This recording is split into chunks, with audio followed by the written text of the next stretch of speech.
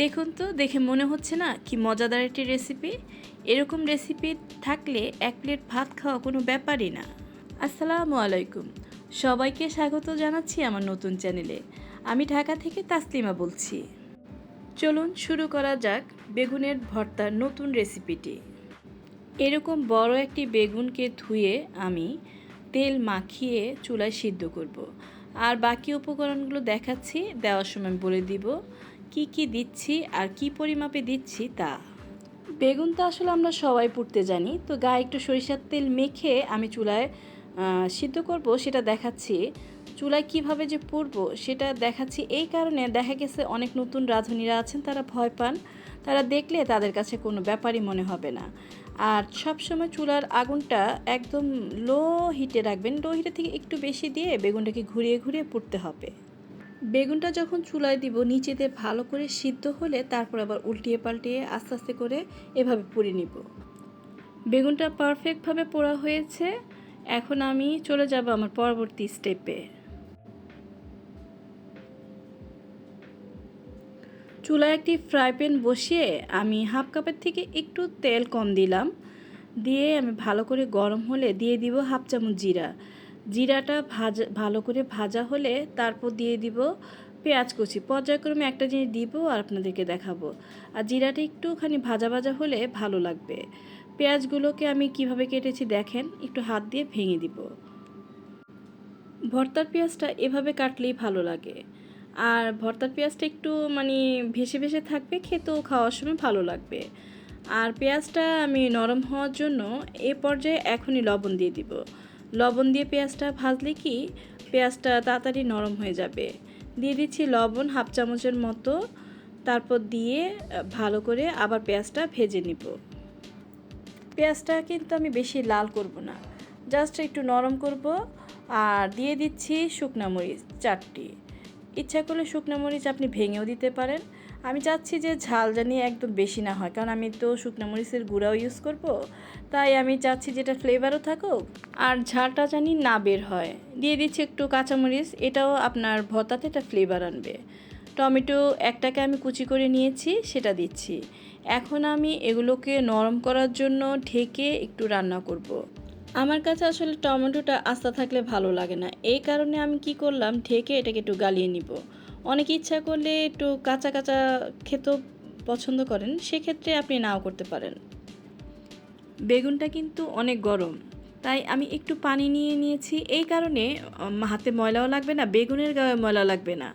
আর গরম বেগুনটা আপনি যখনই একটু পানি দিয়ে এভাবে ছিলবেন, তখন দেখবেন এর খোসা ছাড়াতে অনেক অনেক সোজা।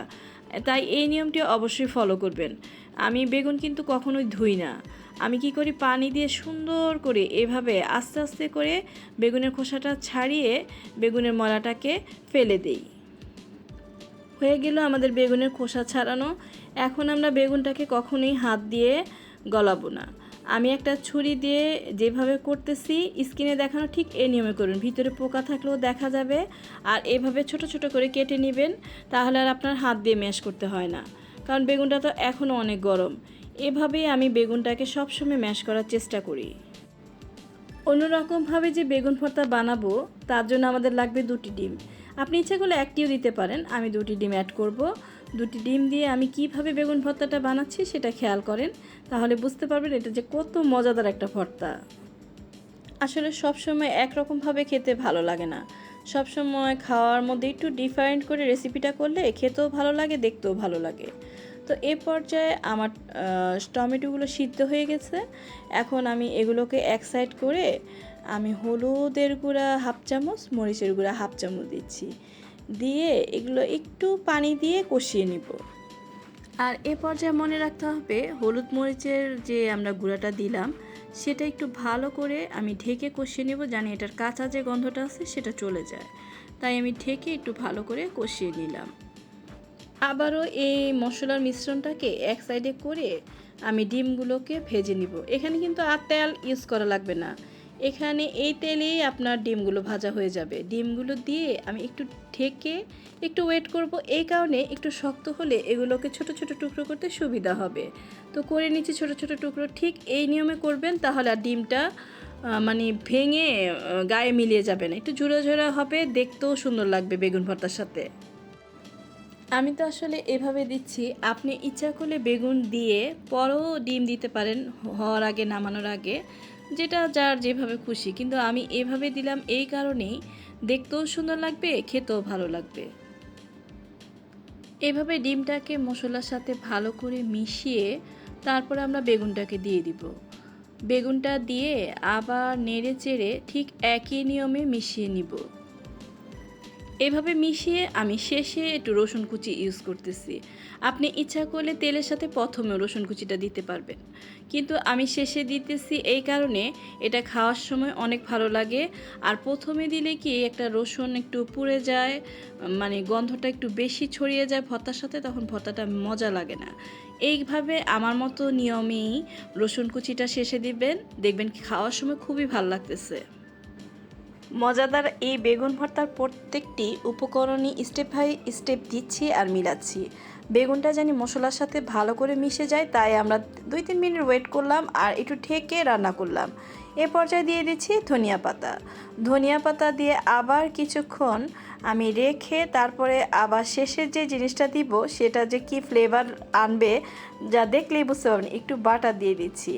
বাটার দিলে যে ভর্তাটা খেতে কি লোভনীয় হয় তা খাওয়ার সময় টের পাবেন। হাফ চামচ বাটার দিয়ে আমি ঢেকে রাখলাম কিছুক্ষণ, প্রায় 2 মিনিটের মতো। বাটারটা দেওয়ার পরে কিছুক্ষণ ঢেকে রাখলে এর যে একটা ফ্লেভার কি সুন্দর যে ভর্তার মধ্যে ঢুকে যায় তা আপনি খাওয়ার সময় টের পাবেন।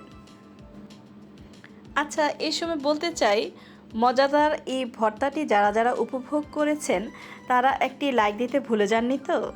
তো একটি লাইক দিয়ে আমার সাথে কন্টিনিউ করুন আর আমার জন্য দোয়া করবেন, জানি আমি এরকম নিত্য নতুন রান্নার রেসিপি আপনাদের সামনে আনতে পারি এবং আপনাদের মন জয় করতে পারি। তাই সুন্দর একটি কমেন্ট লিখবেন এবং আমাকে বন্ধু করে আমার পাশে থাকবেন। আজকে এই পর্যন্তই। আল্লাহ হাফেজ।